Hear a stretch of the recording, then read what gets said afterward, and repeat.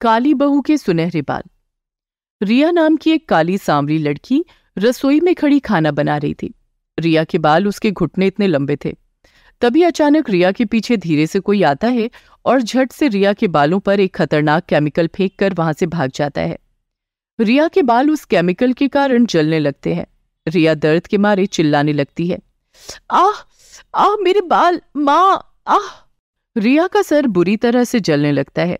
वो जोर जोर से चिल्लाने लगती है, पर कोई भी रिया की मदद के लिए वहां नहीं आता और आखिरकार दर्द के मारे तड़प तड़प कर रिया वहीं रसोई में बेहोश हो जाती है।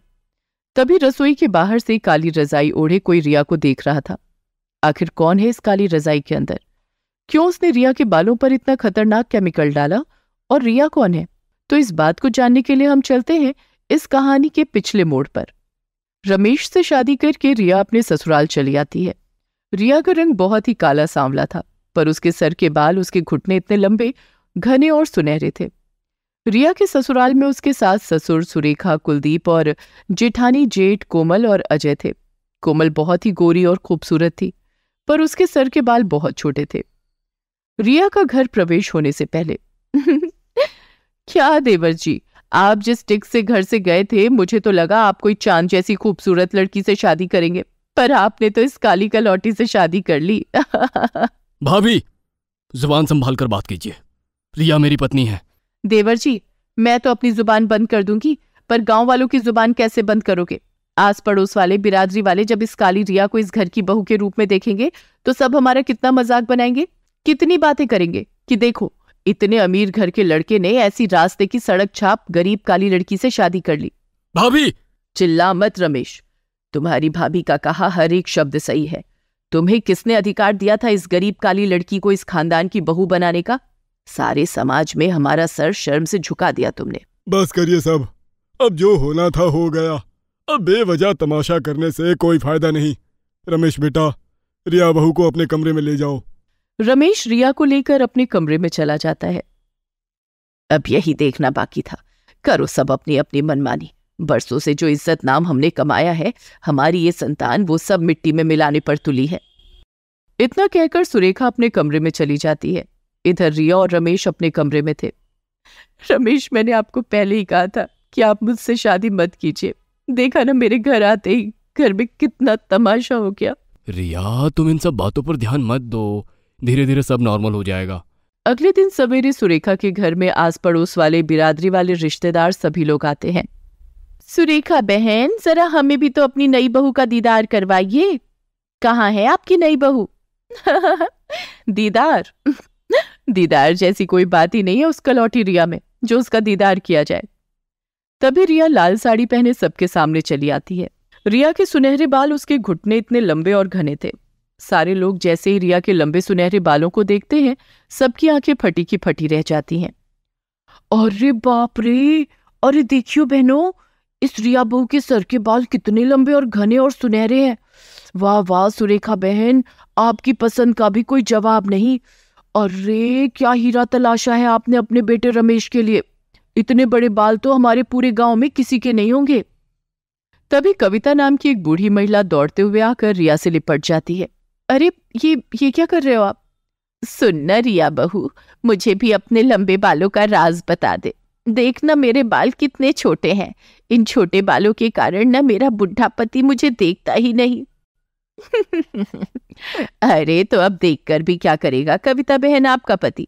सारी जवानी तो आपने अपने बुढ़े पति की चूस डाली है। सारे लोग हंसने लगते हैं। तभी वहां मौजूद सभी लोग रिया के लंबे बालों की बड़ी तारीफ करते हैं। सब रिया के साथ अपने मोबाइल में सेल्फी लेने लगते हैं। रिया की इतनी तारीफ सुनकर सुरेखा, कुलदीप बहुत खुश हो जाते हैं और कोमल की देखकर दंग रह जाती है। उसे तो कुछ समझ ही नहीं आ रहा था कि ये सब क्या हो रहा है। ये सब क्या हो रहा है? मुझे तो लगा इस काली रिया को लेकर यहाँ तमाशा देखने को मिलेगा, लोगों की कड़वी बातें सुनने को मिलेंगी, पर ये तो उल्टा ही हो गया। रिया बहू, जरा अपने हाथों से कुछ मीठा तो खिला दे, हम भी तो देखें बालों के साथ साथ और भी गुण है या नहीं तुम में। रिया रसोई में जाती है और अपने हाथों से मीठा बनाकर सबको खिलाती है। रिया के हाथ का मीठा खाकर तो सब बहुत खुश हो जाते हैं। उसके बाद सब रिया के बालों की खूब तारीफ करते हैं। रिया बहू, बताना क्या लगाती है तू अपने बालों में? तुम्हारे बाल इतने सुनहरे और लंबे कैसे हैं? ये मेरी दादी माँ का एक उपाय है। पिसा हुआ जड़ी बूटी वाला पेस्ट तेल में डालकर बनता है, जिसे बनाने में बहुत से पैसे लगते हैं और मेहनत भी बहुत लगती है। रिया बहू, तू बना वो सब। तू जितने पैसों में बेचेगी हम उतने पैसों में खरीदेंगे तुमसे। बस हमें कैसे भी करके वो पेस्ट दे देना। तभी रिया को झट से लाखों रुपए का ऑर्डर मिल जाता है। ये देखकर सुरेखा तो बहुत खुश हो जाती है। थोड़े समय बाद सब वहां से चले जाते हैं। देखा माँ मेरी पत्नी का कमाल, एक ही झटके में मेरी पत्नी ने लाखों रुपए कमा लिए। अरे हमारी रिया बहू तो हीरा है हीरा, बस हम ही इसे पहचानने में गलती कर बैठे। अपनी काली देवरानी की इतनी तारीफ सुनकर कोमल मन ही मन जलने लगती है। दिन प्रतिदिन ऐसे ही गुजरते गए। रिया ने अब घर में ही जड़ी बूटी का पेस्ट बनाना शुरू कर दिया और वो उसे महंगे दाम में गांव वालों को बेचने लगी। एक ही महीने में रिया ने करीब 2 से 3 लाख रुपए कमा लिए। गरीब घर की काली लड़की अपने अमीर ससुराल का नाम ऐसे रोशन करेगी, ये सुरेखा ने कभी सोचा नहीं था। सब रिया के काम से बहुत खुश होते हैं। एक दिन रात में कोमल अपने कमरे में एक खतरनाक केमिकल लेकर आती है। उस काली कलूटी ने आते ही मेरी सारी वैल्यू इस घर में खत्म कर दी। बड़ी तारीफ करते हैं ना सब रिया के लंबे सुनहरे बालों की। अब देख रिया, ये केमिकल जब तेरे बालों में गिरेगा ना, तो जीवन में कभी तेरे सर पर बाल नहीं आएंगे। पता नहीं अब कोमल रिया के साथ क्या करने वाली थी। अगले दिन सुरेखा, कुलदीप और घर के सारे लोग किसी काम से बाहर गए हुए थे। उस समय घर में केवल रिया और कोमल ही थे। रिया रसोई में खाना बना रही थी, तभी कोमल पीछे से काली रजाई ओढ़कर रसोई में आती है और वो खतरनाक केमिकल सीधे रिया के बालों पर फेंककर वहां से भागकर रसोई के बाहर चली आती है। अंदर रिया दर्द के मारे बेहोश हो चुकी थी और कोमल रसोई के दरवाजे पर खड़ी रिया को देख रही थी। निकल गई काली कलौटी, तेरी सारी मस्ती निकल गई ना। अब बड़ी कूद रही थी ना अपने लंबे बालों को देखकर। देख, मैंने तेरे बालों को हमेशा के लिए नाश कर दिया है। अचानक पीछे से सुरेखा के चिल्लाने की आवाज आती है।